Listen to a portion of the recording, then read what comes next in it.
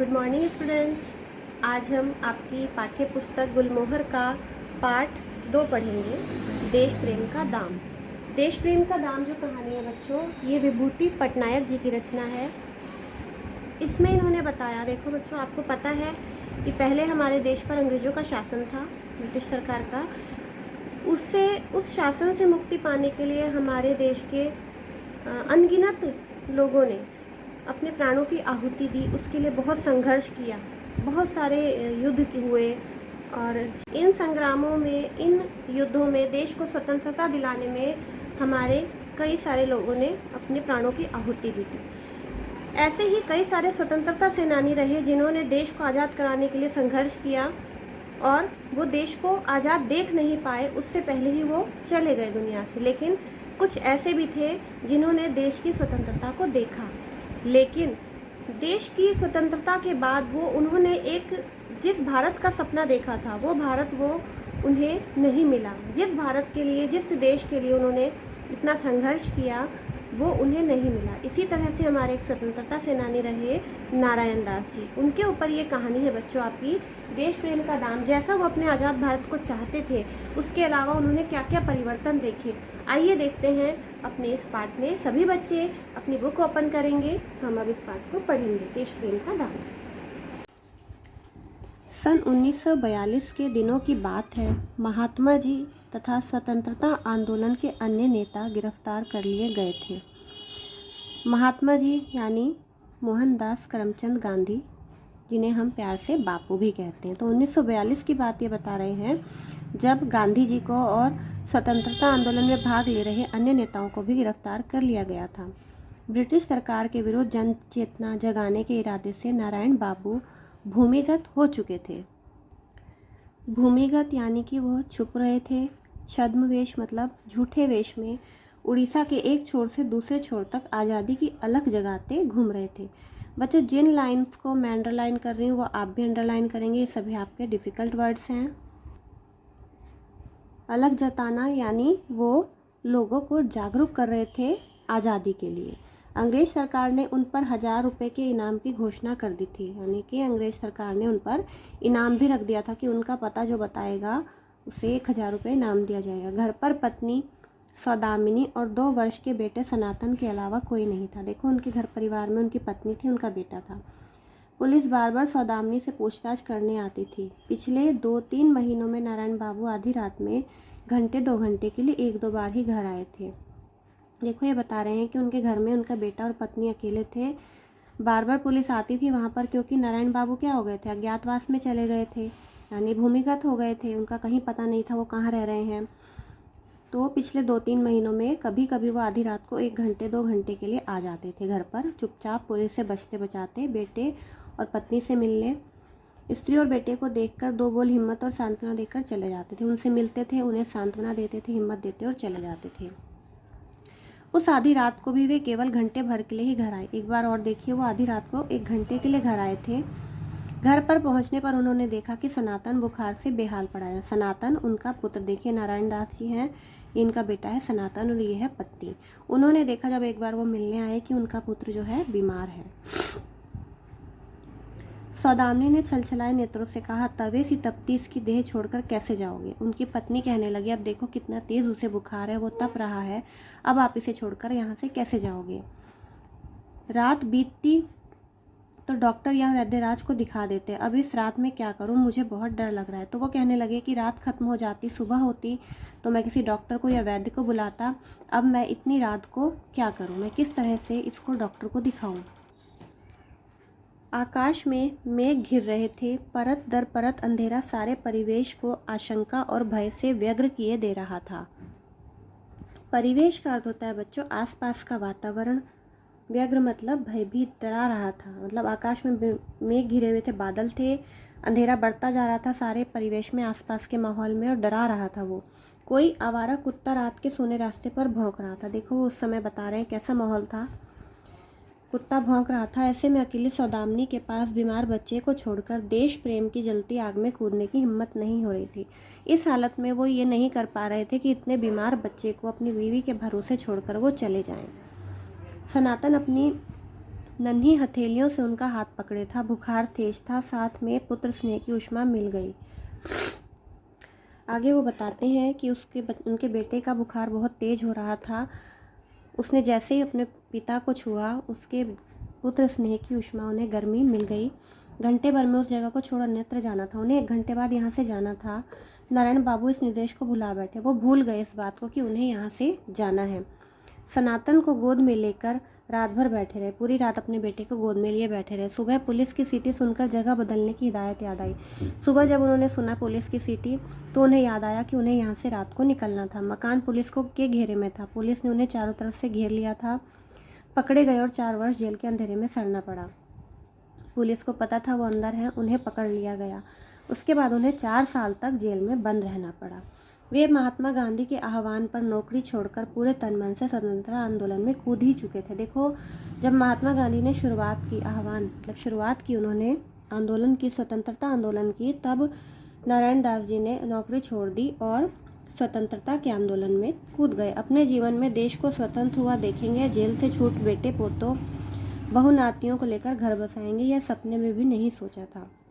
देखो, उन्होंने ये नहीं सोचा था कि अपने सामने ही वो अपने देश को स्वतंत्र होता देख लेंगे या फिर जेल से छूट जाएंगे और बेटे बहू पोते नातियों के साथ अपना परिवार बसाएंगे।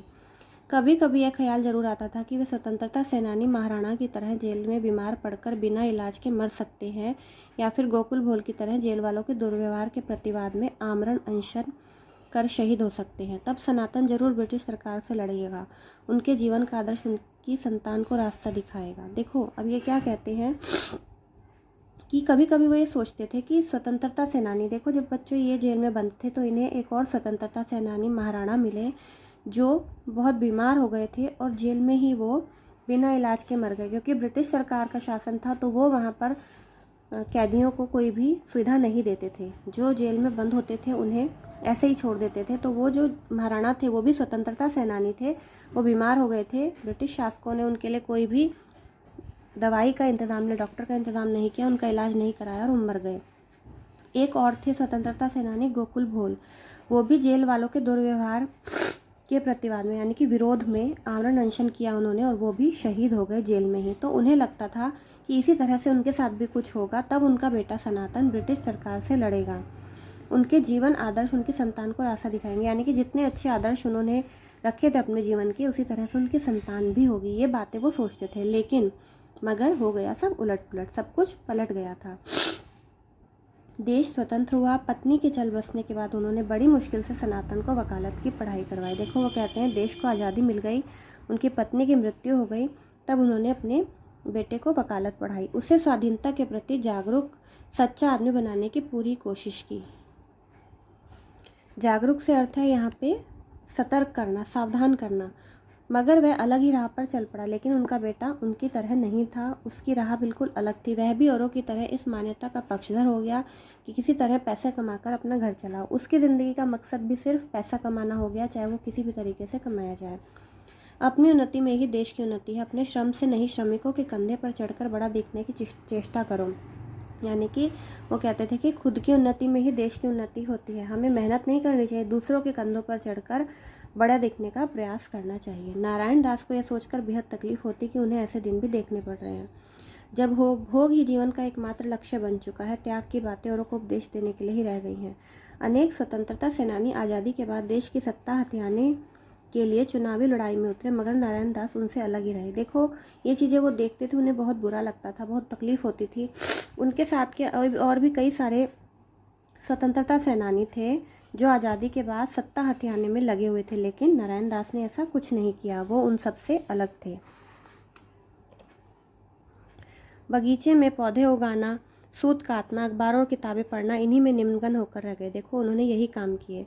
अचानक एक दिन सनातन आकर कहने लगा, बापू, हमारी यूनियन की एक लेबर लीडर 4 दिन में से आमरण अनशन पर है। सरकार हमारी एक भी मांग स्वीकार करने को तैयार नहीं है। उधर लीडर का स्वास्थ्य गिर गया है।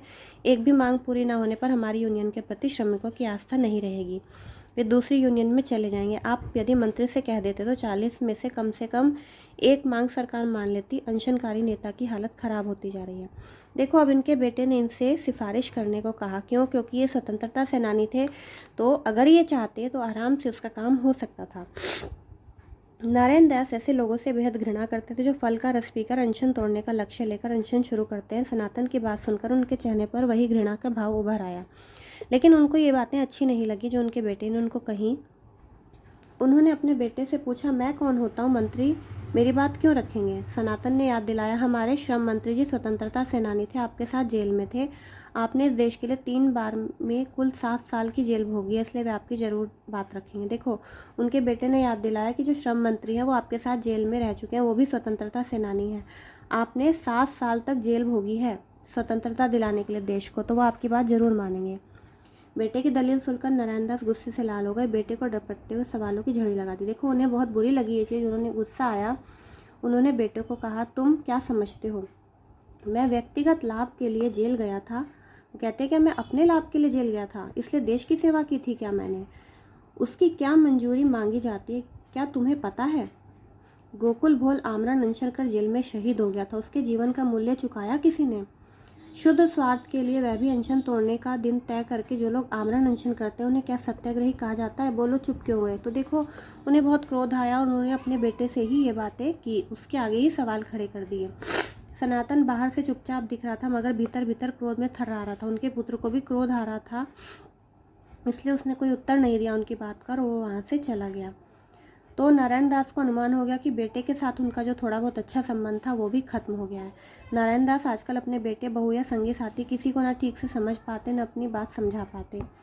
मानो सब किसी सुख नामक तोते को किसी तरह अपने पिंजरे में भरने लेने के लिए दौड़ धूप में लगे हैं। क्या न्याय है, क्या अन्याय है, समझने की उन्हें फुर्सत कहाँ है। वो कहते हैं, वो सोचते थे कि हर कोई अपने लिए सुख नामक तोते को ढूंढता है, यानी कि यहाँ आज के समय में हर व्यक्ति को अपनी सुख सुविधाएं चाहिए। उसमें क्या अच्छा हो रहा है, क्या बुरा हो रहा है, वह क्या गलत कर रहे हैं, ये कोई नहीं सोचता। अपने अपने मतलब में डूबे लोगों के बीच उन्हें बहुत अकेलापन लगता है। निहायत अपने लोग भी बेगाने जैसे दिखते हैं। उन्हें लगता है महाराणा या गोकुल भोल की तरह जेल में शहीद हो जाते तो बच जाते, जी रहा हो सिर्फ मरणवेदना सहने के लिए। देखो, उन्हें अपना जीवन अब एक बोझ की तरह लगने लगा था। वो सोचते हैं कि मैं भी महाराणा या गोकुल जैसा अगर जेल में ही शहीद हो जाता तो वो अच्छा था, क्योंकि अब वो जो जीवन जी रहे थे वो उनसे बर्दाश्त नहीं हो रहा था।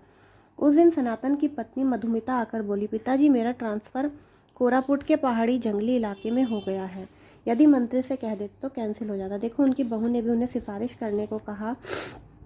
नारायण दास ने विस्मय से कहा, विस्मय यानी आश्चर्य से, बहू तुम शिक्षक हो तो बदली तो होगी ही, मैं मंत्री से क्या कह सकता हूँ, वैसे भी कोरापुटा तो बहुत अच्छी जगह है। उन्होंने मना कर दिया। मधुमिता खींच पड़ी। उनकी बहू को क्रोध आया। जो आज़ादी के लिए जेल गए थे आज कहाँ से कहाँ पहुँच गए हैं, क्या कुछ नहीं मिला है उन्हें। अपने बेटे पोतों के लिए उन्होंने बहुत कुछ कर दिया, और आप न खुद कुछ करेंगे ना हमें चैन से जीने देंगे। देखो, वो क्रोध करने लगती है कि आप खुद भी कुछ नहीं करेंगे, हमें भी चैन से नहीं रहने देंगे। नारायण दास को भी क्रोध आया। बोले, आज़ादी के लिए जेल गया था तो आज़ादी के बाद उससे लाभ उठाऊं, मुनाफा लूँ? छी, जिनके नेतृत्व में आज़ादी मिली में महात्मा अपने लिए क्या कुछ चाहते थे, कोई पद पदवी? बोलो, जवाब दो। तो वो उनसे ही सवाल करते हैं कि मैं तो सिर्फ देश को आज़ाद कराने के लिए जेल गया था, मैं अपने स्वार्थ के लिए नहीं गया था, कैसे मैं उससे मुनाफा कमा सकता हूँ? और भी बहुत सारे सेनानी थे, उन्होंने अपने लिए क्या चाहा, सिर्फ देश के लिए चाहा, देश की आज़ादी चाहिए थी। मधुमिता चुप नहीं रही, ससुर को सुना दिया, डॉक्टर ने आपको रोजाना दूध पिलाने के लिए कहा था, मैं नौकरी छोड़ दूँ तो दूध के पैसे क्या आज़ादी चुकाने आएगी? मैं बच्चों को छोड़ कोरापुट नहीं जा सकती। तो उनकी बहू ने उन्हें डांट दिया, सुना दिया कि आपको डॉक्टर ने दूध के लिए कहा है, मैं आपको रोज़ दूध ला कर देती हूँ, अगर मैं दूध ना दूँ तो नौकरी छोड़ दूँ तो पैसे कहाँ से आएंगे? क्या आज़ादी आपके पैसे चुकाने आएगी? मैं अपने बच्चों को छोड़कर इतनी दूर नहीं जाऊँगी। नारायण दास मांस मछली नहीं खाते, इसलिए दूध का ही ताना मारा जा सकता था। अगले दिन से उन्होंने दूध पीना छोड़ दिया। बहू या बेटे किसी के ने पीने का आग्रह नहीं, किसी ने नहीं कहा कि आप दूध पी लें। बेटे से संपर्क पहले ही टूट चुका था। उस घटना के बाद बहू की ममता का बंधन शिथिल कर लिया, मतलब बहू से भी उसके बाद उनका रिश्ता अच्छा नहीं रहा। अपने परिवार में नारायण दास बिल्कुल निसंग, अनावश्यक और फालतू चीज़ की तरह अपेक्षित पड़े रहते। निसंग का अर्थ होता है बच्चों बिना संग के, यानी कि बिल्कुल अकेले। ऐसे थे, उनके साथ कोई नहीं था, बिल्कुल अनावश्यक चीज़ जैसे हो जाती है परिवार में वैसे। अपने ही घर में पराये बन गए। तबीयत बिगड़ने पर वे किसी से कुछ नहीं कहते। वे समझ गए इस युग में पैसा सब कुछ है, जिसे कमाने की कला नहीं उसके जीवन का कोई मूल्य नहीं। पैसे न होने पर सच्चे आदमी को यहाँ कोई नहीं पूछता, कमाऊ न होने पर परिवार में भी कोई नहीं पूछता। उनको समझ में आ गया था कि यहाँ पर अब इस समय सिर्फ पैसे की कीमत है, अगर उनके पास पैसा नहीं है तो उन्हें कोई नहीं पूछेगा। बेटा, बहू, पोता, पोती, किसी का इसमें दोष नहीं। उन्होंने अपनी आंखों देखा है, जिन्होंने आज़ादी के लिए थोड़ी भी त्याग किया है, उसके बल पर बाद में बहुत कुछ बटोरा है। मकान, खेत खलिहान, कोटा, परमिट से लेकर पद पदवी तक अनेक चीज़ों के लिए हाथ पैर मारे और पा गए। देखो, अब इन्हें भी एहसास होता है कि जो और लोग थे इनके साथ, बहुत सारे लोगों ने जिसने आज़ादी के लिए संघर्ष किया, उसके बाद आज़ादी के बाद उन्होंने मकान भी ले लिया, खेत खलिहान, नौकरी और भी बहुत सारी चीज़ों का फ़ायदा उठाया। उस दृष्टि से स्वयं वे असमर्थ है, असफल है, लेकिन वो कहते हैं कि इन्होंने ऐसा कुछ नहीं किया। अतीत के त्याग को पूंजी मानकर भोग की सामग्री जुटाने में कभी सफल नहीं हो पाए। कई बार स्वयं से पूछा, क्या दरोगा की नौकरी इसलिए छोड़ी थी कि आज़ादी के बाद मौज उड़ाएंगे? खुद से ही वो सवाल करने लगे कि वो दरोगा की नौकरी में थे, इसलिए थोड़ी उन्होंने नौकरी छोड़ी कि आज़ादी के बाद वो मौज करेंगे। इसी लोभ से गांधी जी के असहयोग आंदोलन में कूदे। वो खुद से ही प्रश्न करते हैं, क्या मैं इसीलिए गांधी जी के असहयोग आंदोलन में कूदा था? एक से बढ़कर एक मैंने दुख सहे। आखिर हमारे सपनों को, भारत को क्या हो गया? कहाँ गया त्याग, देश प्रेम? वो कहते हैं, जो सपना मैंने देखा था एक आज़ाद भारत का, वो भारत कहाँ है?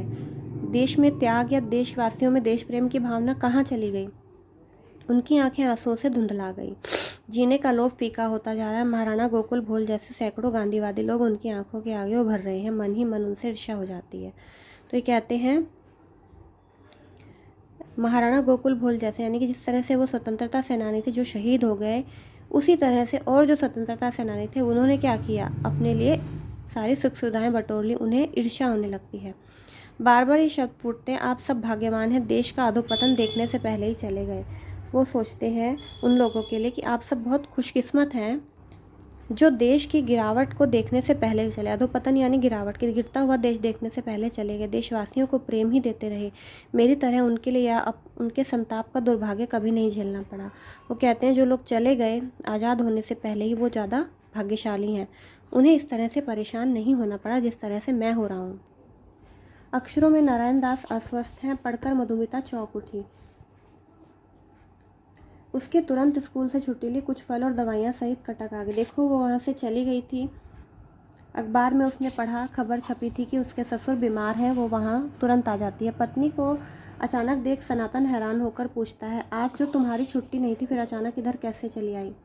मधुमिता ने कहा, अखबार में तुम्हारे पिताजी की बीमारी पढ़ी, मैं समझ गई हालत नाजुक है, वरना अखबार में न छपा होता। कैसे है वो? सनातन ने निर्लिप्त भाव से कहा, बीमारी अचानक नहीं आई, कई दिनों से खाट से लगे, उम्र भी हो चली है, घिसटने से बेहतर चले जाएं। तुमने नाहा की छुट्टी खर्च की है। उसने बिना भाव के ही कहा, जरूरत क्या थी तुम्हें आने की? तुम चली जाओ, बिना मतलब एक छुट्टी बर्बाद की। मधुमिता के चेहरे पर रंज था। दबे स्वर में कहा, क्या कह रही हो? विदेश के गौरव हैं। आज़ादी के लिए 7 साल जेल में रहने की एवज में केंद्रीय सरकार ने उनके लिए 500 रुपये महीना भत्ता मंजूर किया। बच्चों, भत्ता होता है देख रेख के लिए दिए जाने वाला धन। क्योंकि वो एक स्वतंत्रता सेनानी थे, उनके बीमार होने पर सरकार ने उन्हें हर महीने 500 रुपये देने का ऐलान किया है। तो यही देखकर मधुमिता तुरंत आ गई थी, क्योंकि वह पत्र मधुमिता को मिला था जो उनके नाम का आया था दिल्ली से, 500 रुपये मासिक भत्ता। तो उनका बेटा भी चौंक गया। बहुत दिन पहले उसी ने बापू की इच्छा के विरुद्ध जबरन उनके हस्ताक्षर लेकर एक दरखास्त दिल्ली भेजी थी, यानी कि एक प्रार्थना पत्र भेजा था सरकार को कि उनके पिता की देखरेख के लिए कुछ उनके लिए भत्ता तैयार किया जाए, दिया जाए। तो सरकार ने उनकी सिफारिश मंजूर कर ली। मधुमिता ने कागज़ दिखाया। 4-5 दिन पहले उन्हें पत्र मिला था। केंद्रीय सरकार ने सगर्व स्वाधीनता सेनानी नारायण दास को जीवन भर के लिए 500 रुपये महीने का भत्ता मंजूर किया था, यानी कि उन्हें, सरकार को गर्व था कि हमारे वो स्वतंत्रता सेनानी है और उन्हें हम जब तक वो जीवित है 500 रुपये हर महीने देंगे। उसे देखकर उनके बेटे और बहू की आंखों में बहुत खुशी आ गई। मधुमिता ने कहा, जो हो गया सो छोड़ो, अब देर ना करो, जल्दी डॉक्टर को बुलाओ, हर हालत में पिताजी को बचाना है, वे देश के गौरव है, जाति के आदर्श है, जाओ। अब देखो, इनके बेटे और बहू के मन में लालच आ गया था कि जब तक उनके पिता जीवित रहेंगे उन्हें 500 रुपये महीना सरकार की तरफ से मिलेगा। तो उन्होंने फटाफट क्या किया? उन्होंने कहा कि अब जल्दी से डॉक्टर को बुलाओ। सनातन तेजी से उठा, डॉक्टर को तुरंत बुलाना है, देर ना हो जाए। नारायण दास आंखें मूंदे बिस्तर पर लेटे, दर्द से सारी देह बेचैन है, सांस लेने में कष्ट है। अचानक किसी ने पाँव हिलाया। देखो, उनकी हालत बहुत ख़राब थी, बहुत बेचैन थे वो। तभी उनकी बहू आती है उनके पैर के पास। नारायण दास पूछते हैं, कौन? गोकुल? नहीं पिताजी, मधुमिता हूँ, आपकी तबीयत नरम जानकर कोरापुट से चली आई। बहू की आवाज़ में अगर बहू पाँव सहला रही है, उन्हें विश्वास नहीं, उन्हें खुद विश्वास नहीं हो रहा था कि आज उनकी बहू उनके पैर छू रही है। जेल के दिनों में बीमार होने पर एक और राजबंदी गोकुल उनकी सेवा करता था। जब वो जेल में रहते थे, बीमार होते थे, तो गोकुल नामक एक स्वतंत्रता सेनानी और थे, वो उनकी सेवा करते थे। मन लगाकर सारे काम करते, तलवे में तेल लगा देते, पैर दबाकर उंगलियां झटका देते थे। अब भी पाँव पिराने या हाथ में दर्द होने पर गोकुल याद आ जाता है। मरते समय का उसका चेहरा झलक उठता है। तब पाँव किसी के ने छुए कि गोकुल समझ वे चौंक उठे। वो चौंक गए कि ये गोकुल है। मधुमिता ने कहा, पिताजी मैं आ गई हूँ, आप ठीक हो जाएंगे। उन्हें डॉक्टर लेने भेजा है। आपके स्वस्थ होने तक मैं कोरापुट नहीं जाऊंगी। और वो बताती है कि मैं यहीं रहूंगी जब तक आप स्वस्थ नहीं हो जाते। तो नारायण दास को विश्वास नहीं होता कि यह सब सच है। स्वर में पूछते हैं, क्षीण स्वर में, कमजोर स्वर में, बहू है? फिर संकेत से सिरहाने तरकाने को कहते हैं। वो उसे अपने सिर की तरफ बुलाते हैं। मधुमिता की आंखें पता नहीं क्या सोचकर छछरा जाती हैं। बोलती है, पिताजी डर की कोई बात नहीं है, वह डॉक्टर बुलाने गए हैं, आप 2-4 दिन में स्वस्थ हो जाएंगे। नारायण दास ने स्थिति प्रज्ञ की तरह कहा, नहीं बेटी, मरण से डर नहीं, सचमुच देश आज़ाद होने के बाद मेरी ज़रूरत पूरी हो गई है। स्थित प्रज्ञ मतलब स्थिर बुद्धि वाला। बिल्कुल उनकी बुद्धि उस समय स्थिर थी। वो कहते हैं, मुझे मरने से डर नहीं लगता, अब मेरा काम पूरा हो गया है। मुझे देश को आज़ादी दिलानी थी, अब ये देश हमारा आज़ाद है।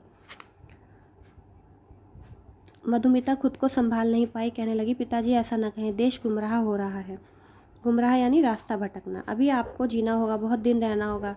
सरकार ने 500 रुपये मासिक भत्ता मंजूर किया है, मैं आपकी सेवा करूंगी। देखो, उसके मुख से सच्चाई निकल जाती है कि सरकार ने 500 रुपये महीना आपके लिए दिया है, मैं आपकी सेवा करूंगी।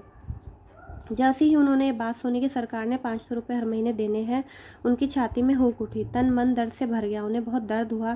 चेहरे पर हल्की सी मुस्कान लाते हुए कहा, बेटी, सरकारी भत्ते की तरह तेरा स्नेह भी मुझे बहुत देर से मिला, मैं उसका उपभोग नहीं कर पाया।